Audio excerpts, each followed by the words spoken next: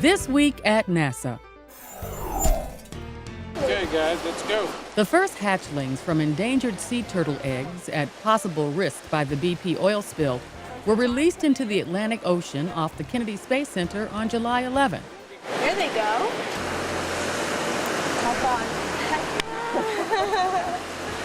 Yay! Oh, that's awesome. So this is the very first Gulf Coast nest from the Deep Horizon oil spill.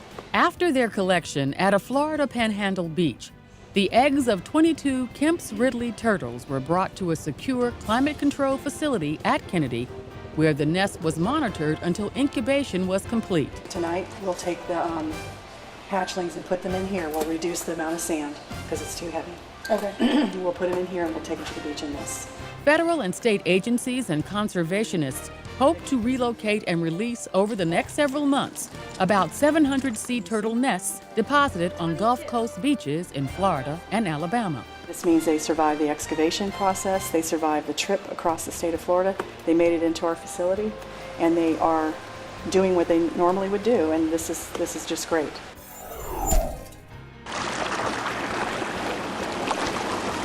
The last external fuel tank scheduled to fly on a space shuttle mission arrived at the Kennedy Space Center after a 900-mile journey from New Orleans to Florida. The tank, designated ET-138, will be mated to the orbiter Endeavour and 2 solid rocket boosters for STS-134. ET-138 is the 134th external fuel tank built by Michoud workers and delivered to the Space Shuttle Program over a span of 37 years.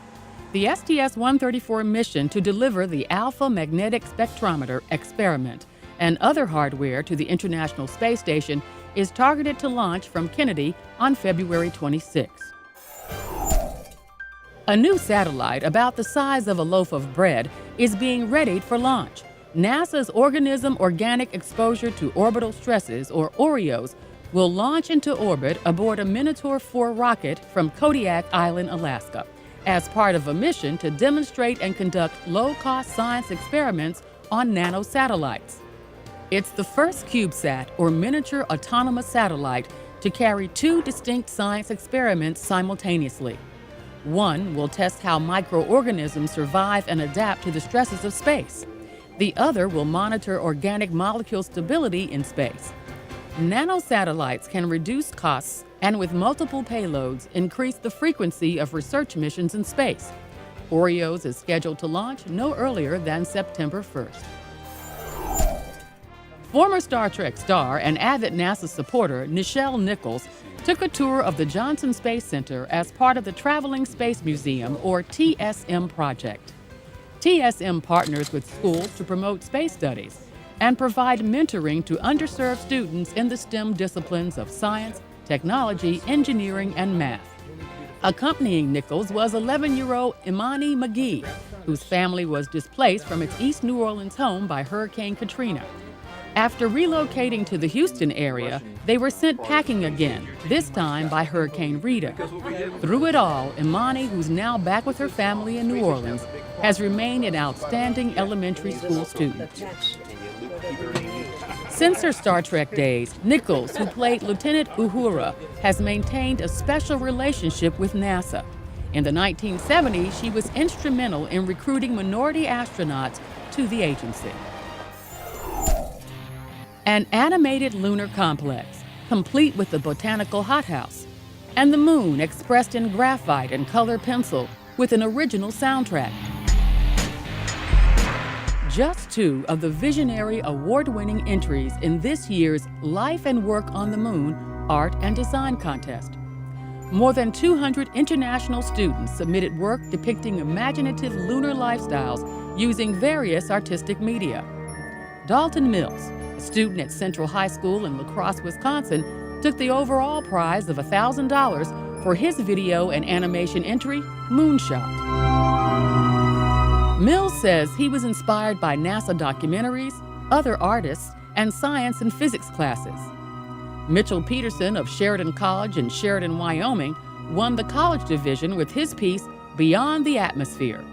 And Brennan Barrington, a student at Licking Heights High School in Pataskala, Texas, came out on top in the high school division for Helium-3, his short story inspired by Jack London work. The winning artwork will be digitally displayed in NASA centers and museums around the country. To view this year's winning entries, visit http://artcontest.cet.edu. It was 1975, the year two former spaceflight rivals, the United States and the Soviet Union, forged the first international space partnership. Less than 5 meters distance. 3 meters. On July 15, 1975, an Apollo spacecraft launched from the Kennedy Space Center with astronauts Tom Stafford, Vance Brand, and Deke Slayton. 2 days later, their capsule docked with a Soyuz spacecraft carrying two cosmonauts, Valery Kubasov and Alexei Leonov. Over a 9-day period, the Apollo-Soyuz test project assessed the compatibility of rendezvous and docking systems of the American and Soviet spacecraft. ASTP paved the way for the future joint U.S.-Russian space ventures, Shuttle Mir, and today's International Space Station. ASTP was the last Apollo mission and the last manned U.S. space mission until the first shuttle flight in April 1981. And that's This Week at NASA. For more on these and other stories, log on to www.nasa.gov.